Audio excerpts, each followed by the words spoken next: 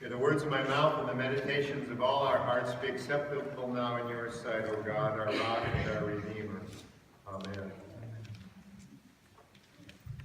Jesus says, I am the good shepherd. I know my own, and my own know me. The office administrator at a church I served, 2 churches before Calvary, where I was interim, she once had owned a flock of sheep. She had been a shepherd. I don't know anything about sheep from personal experience, but she did. She said that as their shepherd, they did know her. They knew the sound of her voice. When she called to them, especially when it was feeding time, they would draw near to her. And she, as their shepherd, got to know them. Even when they looked similar, when it was hard to physically tell them apart, she got to know them by their personalities, by their quirks, by their particular ways of behaving. Sheep don't always smell so good. They are not the brightest animals on the block or out in the field. She wondered if that may have had something to do with their having been domesticated by and becoming dependent on humans for thousands of years. When attacked, sheep tend to panic and scatter rather than doing a smarter thing like clustering together for protection. And when they scatter, they make themselves more vulnerable.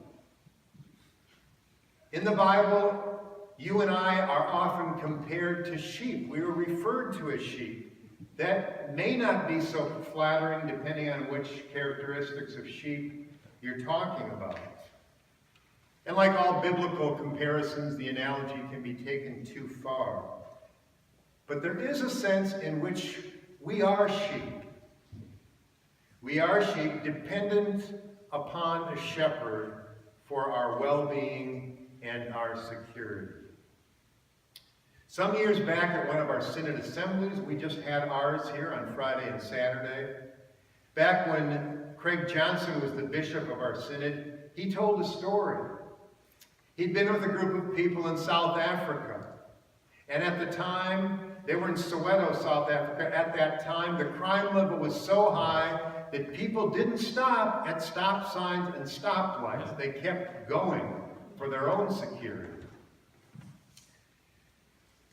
The group he was with stayed at a guarded compound, and someone asked the on-duty guard at the time, "What would you do if a gang of robbers attacked us tonight?" The guard was honest. He said he'd run. He said he'd run. Jesus said, "The hired hand who is not the shepherd sees the wolf coming and leaves the sheep and runs away. That is not the shepherd." By contrast, in biblical times, shepherds were willing to even risk their lives for the sake of the sheep, to protect the flock from predator animals, from human robbers. Pastors are considered shepherds of their flocks. The Latin word pastor means herdsman. So that can be herding, I suppose, sheep, cattle. Sometimes in congregations, it's closer to herding cats. But pastors are herdsmen, herdswomen. The late Reverend Peter Gomes, African-American minister, theologian, and author, he was at Harvard for many years. He once said to a gathering of clergy, he said, "It's both we clergy who wear the collars and you, normal, regular people in the pews, who over-identify clergy as shepherds." We all over-identify clergy as shepherds. Certainly, it's true that we pastors have a role as human shepherds to care for and lead the flocks that are entrusted to us. Absolutely. But we who are pastors, who are human shepherds, are And we need pastors who are as good as possible, okay? As good as possible to lead us, to guide us, especially when we are confused, when we are afraid, when we are vulnerable, when we may be tempted to scatter like our woolly namesakes.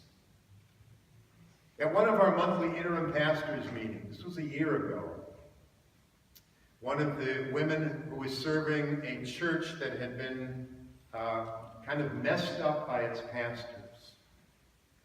She said the congregation she was serving at the time needed two things.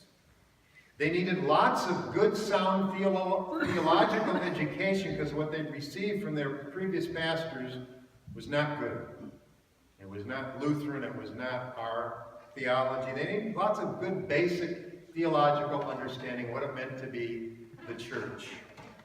But the second thing they needed was lots of love from their pastors, now and into the future. The kind of love without an agenda. The kind of love that's genuine and doesn't come from being played.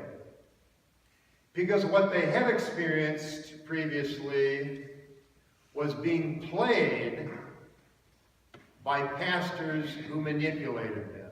Pastors who had an agenda. Pastors who messed up that congregation by dividing them with bad theology and manipulative love. So yes, we need pastors who are as good as possible. We need pastors who are, humanly speaking, good shepherds. But Peter Gomes reminded us in saying that we tend to over-identify pastors as shepherds, that the pastors also are in need of a shepherd. It's like remembering life's two greatest spiritual lessons. Number one, there is a God. And number one, you and I are not God. Or to put it a little differently, there is a divine shepherd, and no pastor can or should be confused with that divine shepherd. As a matter of fact, every pastor needs the divine shepherd at least as much, and probably a little more, than the rest of the sheep. Right? At least as much as the rest of the sheep, because every pastor is flawed and imperfect like the rest of the sheep. Right? To use our Reformation lingo, every pastor is saint and sinner at the same time, like everybody else. Every pastor, no matter how gifted, has shortcomings and makes mistakes like everybody else. But probably pastors need the divine shepherd a little more than the rest of the sheep because of their leadership roles and responsibilities. In order to lead, you need to be led. In order to lead, you need to be led. In Israel, Palestine, the shepherd is said to have a very close relationship with the flock of sheep because the flock knows and trusts the shepherd. There, the shepherd does not drive the sheep from behind, but rather leads the sheep from in front. So the story goes that there was a busload of British tourists on a Holy Land visit. The guide had barely finished explaining this when the tour bus came upon a flock of sheep being driven from behind. So one of the tourists was quick to point out the contradiction in what the guide had just said. But the guide was clear. You've got to realize that's not the shepherd driving those sheep from behind. That's the butcher.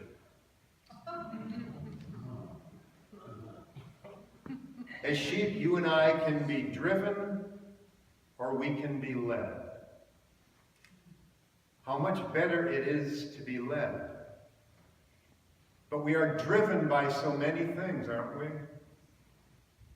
We are driven by so many negative things, from behind, from within, our own fears, insecurities, anxieties, distrust, our own guilt and shame, our anger, our frustration, our expectations of others, only to be disappointed time and again, our self-expectations of perfection, which we can never attain.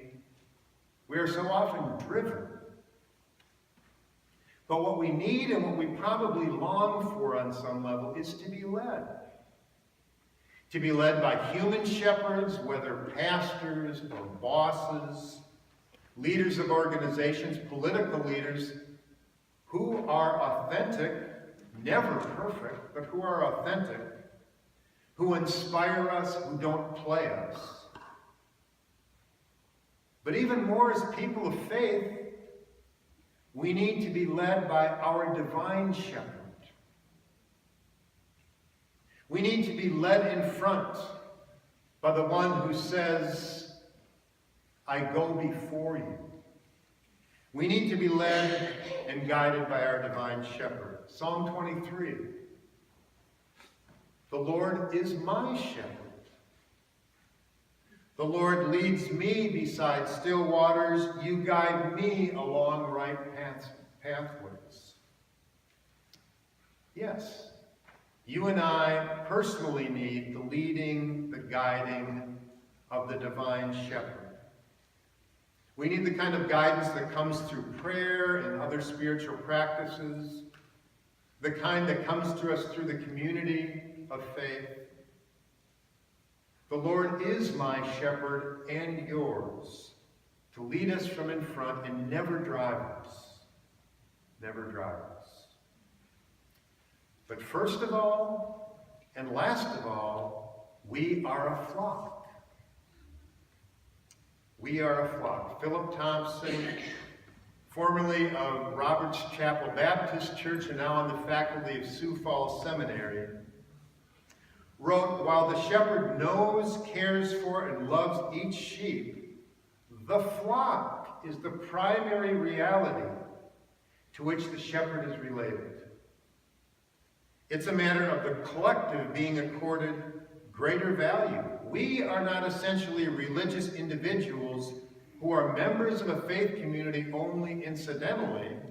The community of faith is prior to and a means of grace for Christian individuals.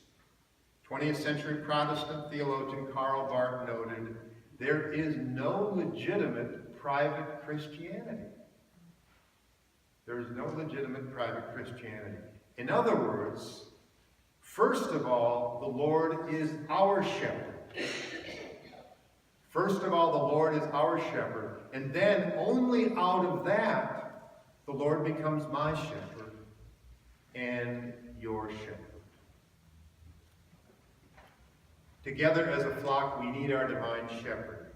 Certainly, Calvary will need a good, though imperfect, human shepherd, pastor in the near future, to lead you from in front and not to drive you. But even more, you and your new pastor, whoever he or she will be, will need our divine shepherd to lead you and guide you along pathways that are right for Calvary. They may not be the pathways that are right for any other church, even a neighboring one, but the pathways that will be right for you. Because the divine shepherd is already out in front of you. The divine shepherd is already present in your midst. The divine shepherd wants to bring abundant life not only to you, but to others through you. The divine shepherd is the one who already knows you way better than you know yourselves. Already knows this community of differing sheep that gathers at 39th in Chicago. And so we pray to our divine shepherd. We pray that Calvary will be led in the pathways that lie ahead, whatever the future holds. And that Calvary will be guided to find the right human shepherd, imperfect, but will be the best fit for your future. Amen.